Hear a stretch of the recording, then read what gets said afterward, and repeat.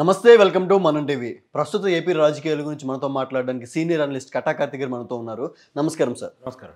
Sir, ఈరోజు పిఠాపురంలో పవన్ కళ్యాణ్ గారు చాలా ఎక్కువ జనసందోహంతో వెళ్ళి నామినేషన్ వేయడం జరిగింది. అంటే ఇప్పటివరకు చాలా నామినేషన్లు జరిగాయి. ఎంతమంది క్రౌడ్తో వెళ్ళిన వాళ్ళు అయితే ఎవరు లేరు. అంటే ఈ విషయాన్ని అంతా ఎలా చూసుకోవచ్చు? పవన్ కళ్యాణ్కి మళ్ళీ పాజిటివ్నెస్ పెరిగి గెలిచే అవకాశాలు ఎక్కువ ఉన్నాయంటారా? పిఠాపురంలో పవన్ కళ్యాణ్ వర్సెస్ వంగ గీత ఎవరికి గెలిచే ఛాన్స్ ఉంది? ఇవాళ పవన్ కళ్యాణ్ నామినేషన్ వేశారు, గెలుస్తాడా? ఇది కదా మీ ప్రశ్న సూటిగా. పవన్ కళ్యాణ్ గెలవడానికి అవకాశం ఉంది అనేటువంటిది స్ట్రైట్ సమాధానం. ఎలా ఉంది అంటే ఏదైనా ఆధారం లేకుండా చెప్పడం అనేటువంటిది అనవసరమైన విషయం, కానీ ఆధారాలతో చెప్పడం అవసరమైన విషయం. పోయినసారి ఒకసారి 2019 ఎన్నికలు చూడండి. 2019 ఎన్నికల్లో జగన్మోహన్ రెడ్డికి ఒక వేవ్ ఉంది, ఒక ఛాన్స్ ఇవ్వాలనే కోరిక ప్రజల్లో బలంగా ఉంది. ఇవన్నీ పక్కన పెడితే ఆ రోజు ఉన్నటువంటి ప్రత్యేకమైనటువంటి పరిస్థితుల్లో జరిగిన ఎన్నికల్లో జనసేన విడిగా పోటీ చేసింది, టీడీపీ విడిగా పోటీ చేసింది, బీజేపీ విడిగా పోటీ చేసింది. ఆ విడివిడిగా పోటీ చేసినప్పటికీ ఆ రోజు వైసీపీ అక్కడ గెలవగలిగింది. ఆ రోజు దొరబాబు పిఠాపురం నుంచి వైసీపీ ఎమ్మెల్యే గెలవగలిగారు. ఆ రోజు టీడీపీ తరఫున వర్మ పోటీ చేయడం జరిగింది, సెకండ్ ప్లేస్ సాధించగలిగాడు, మంచి ఓటింగ్ సాధించగలిగాడు. జనసేన నుంచి ఒక లేడీ క్యాండిడేట్ నిలబడడం జరిగింది, ఆమె కూడా ఓట్ బ్యాంక్ వచ్చింది. సో పోయినసారి ఎన్నికలనే ప్రామాణికంగా తీసుకుంటే జనసేనకి టీడీపీకి వచ్చిన ఓట్ బ్యాంకు కలిపితే ఆ రోజు వైసీపీకి వచ్చిన ఓట్ బ్యాంక్ కంటే ఎక్కువ. ఈరోజు టీడీపీ, బీజేపీ, జనసేన ముగ్గురు కలిసి ఉన్నారు, అంటే పొత్తులో ఉన్నారు. కాబట్టి ఖచ్చితంగా ఈ మూడు పార్టీల కలయిక, ప్రత్యేకించి బలమైనటువంటి టీడీపీ జనసేన కలయిక అనేటువంటిది ఖచ్చితంగా వీళ్ళ పవన్ కళ్యాణ్ గెలుపుకు దోహదం చేస్తుంది. అది కాక ఇవన్నీ కాక ఒకప్పుడు ఒక ఛాన్స్ ఇద్దామనే పరిస్థితి ఇవాళ జనంలో లేదు. అదిగాక వైసీపీ మీద వ్యతిరేకత ఉంది, జగన్మోహన్ రెడ్డి వద్దనేటువంటి సెక్షన్ పెరిగిపోయింది. ఒకప్పుడు ఓటేసిన middle class, above middle class, urban ఈ ఏరియాసు, ఈ సెక్షన్స్ మొత్తం కూడా జగన్మోహన్ రెడ్డికి వ్యతిరేకంగా తయారయ్యాయి. కాబట్టి జగన్మోహన్ రెడ్డి మీద పెరిగిన వ్యతిరేకత వీళ్ళకి కలిసి వచ్చే అంశం, అదిగాక కూటమిగా ఏర్పడటం వీళ్ళకి కలిసి వచ్చే అంశం. రెండోది, పిఠాపురంలో పోయినసారి గెలిచినటువంటి వైసీపీ ఎమ్మెల్యే దొరబాబు ఎవరైతే ఉన్నారో అతని టికెట్ ఇవ్వలేదు. కాకినాడ ఎంపీగా ఉన్నటువంటి వంగా గీతను తీసుకొచ్చి పిఠాపురంలో నిలబెట్టారు. వాస్తవానికి పవన్ కళ్యాణ్ మీద పిఠాపురంలో వంగా గీత సరిపోదు, ముద్రగడ్డి పద్మనాభం తీసుకొచ్చి పోటీకి పెడదాం అనుకున్నారు. కానీ కాపు సంఘాల నాయకుల హెచ్చరికలతో ఒకప్పుడు పోటీకి దిగుదాం, పవన్ కళ్యాణ్ కూడా ఓడిద్దాం అనుకున్నటువంటి ముద్రగడ్డి పద్మనాభం వెనక్కి వెళ్ళిపోయాడు. ఎందుకంటే కాపు నాయకులు హెచ్చరించారు, నువ్వు కనుక పవన్ కళ్యాణ్ మీద పోటీ చేస్తే రాబోయే కాలంలో నీకు అండగా దండగా నీ మాట వినటానికి మేము ముందుకు రాము, నిన్ను మా సంఘాల నుంచి వెలివేస్తామని ఆ సంఘాలను స్థాపించినటువంటి ముద్రగడ్డి పద్మనాభంకే వార్నింగ్ ఇచ్చారు. తర్వాత ముద్రగడ్డి పద్మనాభం వెనక్కి వెళ్ళిపోయారు. సో ఇప్పుడు వంగా గీతే పోటీ చేస్తుంది. సో ఫస్ట్ వంగా గీత పెట్టేటప్పుడు అప్పుడు అనుకున్నారు వంగా గీత మీద టీడీపీ నుంచి వర్మ పోటీలో ఉంటారులే అనుకున్నారు, కానీ ఈసారి పవన్ కళ్యాణ్ పోటీలో ఉంటారు. అయితే అన్నప్పుడు వర్మ అయితే టీడీపీ నుంచి పోటీ చేయడం జరిగింది, అంటే జనసేన పోటీ చేయడం జరిగింది. అంటే వీళ్ళకి తెలుసు కదా, ఈ రెండు ఇంతకు ముందు ఎలక్షన్లో పోల్చుకుంటే ఈ రెండుకి ఓటింగ్ ఎక్కువ ఉంది, వైసీపీకి తక్కువ ఓటింగ్ ఉంది. ఈసారి రెండు కలిసిపోతున్నారు కాబట్టి ఓటింగ్ ఎక్కువ వచ్చి మళ్ళీ వైసీపీ ఓడిపోయే అవకాశం ఉందని తెలుసు కాబట్టి, అంటే 100 కోట్లు పిఠాపురం వచ్చి ఓడించడానికి ఎలాగైనా ప్రయత్నిస్తారని తెలుస్తుంది. అందులో వాస్తవం ఎంత ఉందంటారు? 100 కోట్లు వైసీపీ ఖర్చు పెడుతుంది పవన్ కళ్యాణ్ ఓడించాలని. ఎందుకు పవన్ కళ్యాణ్ మీద 100 కోట్లు వైసీపీ ఖర్చు పెడుతుంది అంటే దానికి కారణాలు ఉన్నాయి. ఏంటి ఆ కారణాలు అంటే, ఇవాళ చంద్రబాబు నాయుడు గారు ఏజ్ రీత్యా చాలా పెద్దగా అయిపోయారు. సో 2029 నాటికి ఆయన ఎంతవరకు యాక్టివ్గా ఉంటారన్నది కొంత క్వశ్చన్ మార్క్. ఎందుకంటే ఏజ్ రీత్యా ఆయన బాగా ఓల్డ్ అవుతున్నారు కాబట్టి. సో ఆయన ఎంత మేరకు యాక్టివ్గా ఉంటారన్నది ఒక క్వశ్చన్ మార్క్ 2029 నాటికి. అప్పటికి నాయకులు ఎవరు ఉంటారు? టీడీపీ తరపున లోకేష్, జనసేన నుంచి పవన్ కళ్యాణ్, వీళ్ళిద్దరిని జగన్ ఎదుర్కోవాల్సి వస్తుంది. జగన్ కొంత ఎంగు కదా, సో కొద్దిగా రాంగ్ రన్ పొలిటిక్స్, అంటే మెయిన్ పిల్లల్ని టార్గెట్ చేశాడు. సో రేపట్టు తన పోటీ ఎవరన్నది జగన్మోహన్ రెడ్డికి అర్థమైపోయింది. ఐదర్ పవన్ కళ్యాణ్, ఐదర్ లోకేష్, వీళ్ళిద్దరు మాత్రమే జగన్కి పోటీ. అయితే వీళ్ళిద్దరూ పోయినసారి ఎన్నికల్లో ఎమ్మెల్యేలుగా ఓడిపోయారు. పవన్ కళ్యాణ్ 2 చోట్ల నుంచి ఓడిపోయారు, గాజువాక నుంచి, భీమవరం నుంచి పోటీ చేసి ఓడిపోయారు. లోకేష్ మంగళగిరి నుంచి పోటీ చేసి ఓడిపోయారు. ఆ రోజున ప్రత్యేక పరిస్థితుల్లో వీళ్ళు ఓడిపోవడం జరిగింది. అంటే ఆ రోజు టీడీపీ, జనసేన విడివిడిగా పోటీ చేశారు. మళ్ళీ ఆ విషయాన్ని నొక్కి చెప్తాను. సో ఇప్పుడు ఈ ఎన్నికల్లో కూడా వీళ్ళిద్దరిని ఓడించగలిగితే 2029 నాటికి తనకి శత్రువులైనటువంటి నాయకులు లేకుండా చేసుకోవచ్చు. అంటే వైసీపీ స్ట్రాటజీలన్నీ కూడా అలానే ఉన్నాయి. ఎస్, రేపు జగన్మోహన్ రెడ్డికి తను ఎవరిని ఎదుర్కోవాలి, రేపు పొద్దున్న నాకు ఎదురొచ్చే నాయకుడు ఎవరు, తను ఎవరి మీద పోటీ చేయాల్సి వస్తుంది, తనకి ప్రత్యర్థి ఎవరన్న విషయం క్లారిటీ ఉంది. అందుకని ఆ ప్రత్యర్థులు తయారు కాకుండా అంటే ఇప్పుడు కనుక జనసేన ఎక్కువ స్థానాలు గెలిచి పవన్ కళ్యాణ్ కూడా గెలిచి అసెంబ్లీకి వస్తే జనసేన కొత్త రాజకీయ పార్టీ ఏపీలో ఎస్టాబ్లిష్ అయిపోయినట్టే లెక్క. ఇప్పటి వరకు జనసేన అనే పార్టీ 2014 నుంచి ఉన్నప్పటికీ కూడా అది ఎమ్మెల్యే లేకపోవడం వల్ల, అసెంబ్లీలో ప్రాతినిధ్యం లేకపోవడం వల్ల ఉన్నంటే ఉంది, లేదంటే లేదా పార్టీ. కానీ వన్స్ పవన్ కళ్యాణ్ అసెంబ్లీలోకి వచ్చి జగన్మోహన్ రెడ్డి మీద మాట్లాడడం స్టార్ట్ చేస్తే, లేదా అసెంబ్లీలో మాట్లాడడం స్టార్ట్ చేస్తే ఖచ్చితంగా జనసేనకు ఒక ముద్ర వస్తుంది ఏపీలో. సో జనసేన అనే కొత్త రాజకీయ పార్టీకి ముద్ర దొరుకుతుంది. కాబట్టి దీన్ని జగన్మోహన్ రెడ్డి జీర్ణించుకోలేకపోతున్నాడు. ఇప్పటికే ఉన్న టీడీపీతో యాగలేక పేగలేక గెలవలేక మింగలేక ఇబ్బంది పడుతున్న జగన్మోహన్ రెడ్డి రేపు మరో కొత్త రాజకీయ వేదికని ఏపీలో సృష్టించడానికి ఇష్టంగా లేదు. కాబట్టి ప్రత్యేకించి పవన్ కళ్యాణ్ ఓడించాలి, నారా లోకేష్ని ఓడించాలి. రేపు నా ప్రత్యర్థులు వీళ్ళిద్దరిని ఖచ్చితంగా ఓడించాలనే కోరంతో 100 కోట్లు 1000 కోట్ల రూపాయలు ఖర్చు పెట్టడానికి కూడా సిద్ధం. ఇప్పుడు మొత్తం రాష్ట్రంలో జగన్మోహన్ రెడ్డి పెట్టే ఖర్చు ఒక లెక్క, మంగళగిరిలో పిఠాపురంలో పెట్టే ఖర్చు ఒక లెక్క. ఎంత ఖర్చైనా పెట్టడానికి జగన్మోహన్ రెడ్డి గారు సిద్ధం, ఏమైనా చేయడానికి జగన్మోహన్ రెడ్డి గారు సిద్ధం. అందుకనే పవన్ కళ్యాణ్ గారు ఈ మధ్యకాలంలో బ్లేడ్ బ్యాచ్ల మీద దిగా నాకు ప్రాణహాని ఉందని మాట్లాడటం మనం చూస్తున్నాం.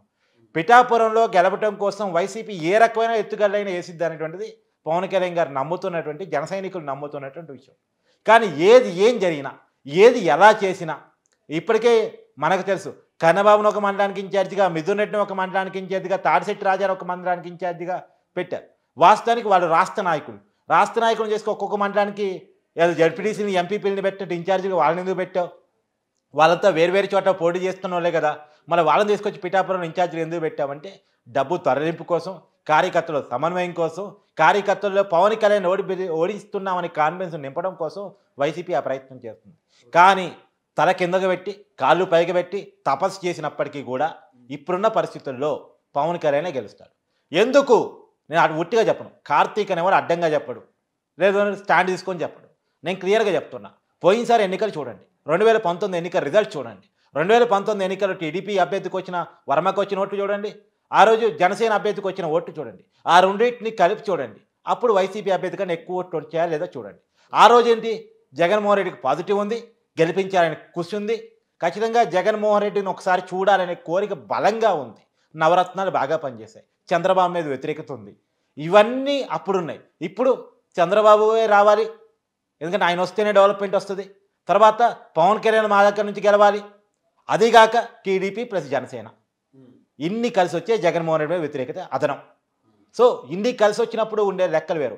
నేను చెప్తున్నా 60,000 నుంచి 70,000 మెజార్టీతోటి పవన్ కళ్యాణ్ డంపింగ్ మెజార్టీతో గెలవబోతున్నాడు. ఇంకోటి వైసీపీలో వ్యతిరేకత కూడా దొరబాబు పనిచేయటం, పోయినసారి ఆల్రెడీ ఉన్నటువంటి ఎమ్మెల్యేని పీక్ పడేసి వంగా గీతం తీసుకొచ్చి పిఠాపురంలో నిలబెట్టారు.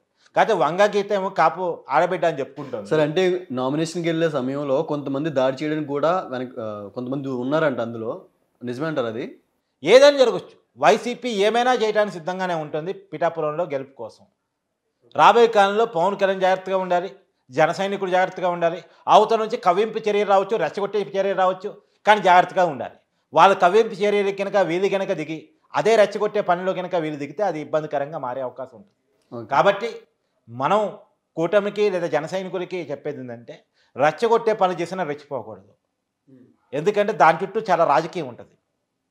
కనపడని రాయిని రాయి దాడితో ఎలా పోలుస్తారో అలా జరిగే ప్రమాదం ఉంటుంది. కాబట్టి జాగ్రత్తగా ఉండాలని చెప్పగలం. కానీ సరే, ఏది ఏమైనా రాజకీయాలు ఖచ్చితంగా ఆలోచించినప్పుడు, వాస్తవాలుగా ఆలోచించుకున్నప్పుడు, లెక్కలతో చెప్పగలిగినప్పుడు 3 మండలాలతో కూడా పిఠాపురం నియోజకవర్గంలో పవన్ కళ్యాణ్ 60,000 పైగా మెజార్టీతోటి డంపింగ్ మెజార్టీతో గెలవబోతున్నాడు. 60,000 రాసి పెట్టుకోండి. అంటే ఈ రోజు జూన్ 4 మాట్లాడుకుందాం. ఈ రోజు జరిగిన నామినేషన్ ప్రక్రియ కూడా చూస్తా ఉంటే నిజమై ఉండొచ్చు, గెలిచే అవకాశం ఉంది. ఇప్పుడు నామినేషన్కి జనం రావటం వేరండి, అది నేను లెక్కలో తీసుకున్నా సార్, నాకు అది పరిగణలోకే రాదు.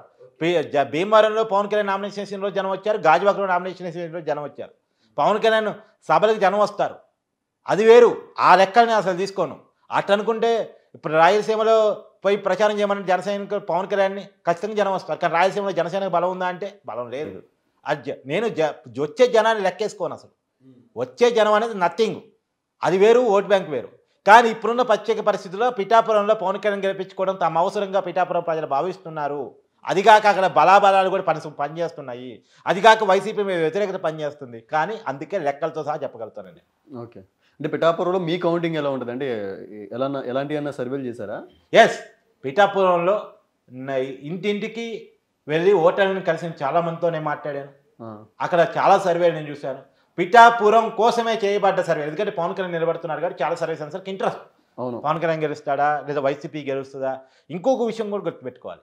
ఇప్పుడు వంగా గీత ఎవరైతే పవన్ కళ్యాణ్ మీద పోటీ చేస్తున్న వ్యక్తి ఎవరైతే ఉన్నారో ఆమెకి రాజకీయ జీవితాన్ని ప్రసాదించింది వీళ్ళన్న చిరంజీవి. 2009లో ప్రజారాజ్యం నుంచి పిఠాపురం ఎమ్మెల్యే ఆమె. సో రాజకీయ జీవితం ప్రజారాజ్యం నుంచి స్టార్ట్ అయినటువంటి వంగగీత ఇవాళ ఆ రోజు చిరంజీవి కుటుంబానికి సంబంధించినటువంటి వ్యక్తి ఇవాళ పవన్ కళ్యాణ్ పిఠాపురం పోటీ చేస్తుంటే పిఠాపురం మీద అంటే పవన్ కళ్యాణ్ మీద మాట్లాడే స్థాయి వంగగీతదని పిఠాపురం ప్రజలు వాపోతున్నారు. నీకు రాజకీయ జీవితం ఇచ్చిన ఆ కుటుంబం ఇవాళ ఆ కుటుంబం మీద నువ్వు పోటీ చేసి ఆ కుటుంబం మీద విమర్శ చేసి ఆ కుటుంబాన్ని ఓడించడానికి పని చేస్తావా, నీ సంగతి ఏందో చూస్తావని పిఠాపురం ప్రజలు అంటున్నారు. సో ఇది పిఠాపురం ప్రజల్లో కనపడుతున్న కసి. ఈ కసిని చూసినప్పుడు ఖచ్చితంగా 60,000 మెజార్టీతో ఈజీగా గెలుస్తారు. ఇంకోటి చాలామంది అనుకుంటున్నారు కాపులు ఎక్కువ కాబట్టి పవన్ కళ్యాణ్ పోటీ చేశారు కాబట్టి కాపులు ఎక్కువ వచ్చి గెలుస్తాడని. అసలు కులాలకు అతీతంగా జరుగుతున్న ఎన్నికలు అనే విషయం చాలామందికి అర్థం కావట్లేదు. గతంలో కులాల లెక్కలు నిజమే, సామాజిక సమీకరణ ఆధారంగా మాత్రమే గెలిపోవటంలో ఉంటాయి అన్న మాట వాస్తవం ఏపీలో. కానీ ఫస్ట్ టైం ఎన్నికలు ఈవెన్ జగన్మోహన్ రెడ్డికి అండగా దండుగా వైసీపీకి అండగా ఉంటున్న రెడ్డిస్తో సహా పెద్ద రెడ్డిలతో సహా ఇవాళ మొత్తం యాంటీగా మారిపోయారు. కులాలకు అతీతంగా ఇప్పుడు డెవలప్మెంట్ కావాలా, ఇదే సంక్షేమం కావాలా, చంద్రబాబు వస్తే సంక్షేమం కట్టేద్దని ఒక వర్గం భావిస్తుంది.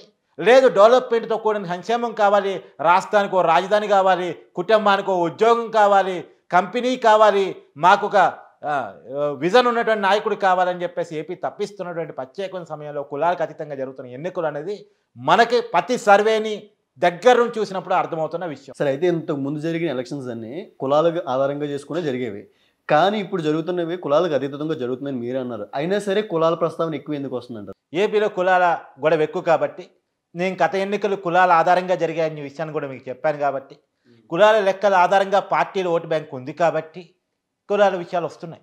ఇప్పుడు జగన్మోహన్ రెడ్డి టికెట్ ఎందుకు మార్చాడు? వాడు జగన్మోహన్ రెడ్డి డైరెక్ట్గానే చెప్తున్నాడు, సామాజిక సమీకరణ ఆధారంగా అక్కడ ఏ క్యాస్ట్ ఎక్కువ ఉందో ఆ క్యాస్ట్ టికెట్ ఇచ్చానని చెప్పేసి. అంటే క్యాస్ట్ ఈక్వేషన్స్ ఆధారంగా మాత్రం వైసీపీ టికెట్ పంచుకుంది. కానీ వైసీపీకి అర్థం కావాల్సింది ఏంటంటే కులాలకు అతీతంగా ఓటింగ్ జరుగుతుంది ఫస్ట్ టైం ఏపీలో. సో చూద్దాం సార్ ఏం జరగబోతుందో. Thank you so much.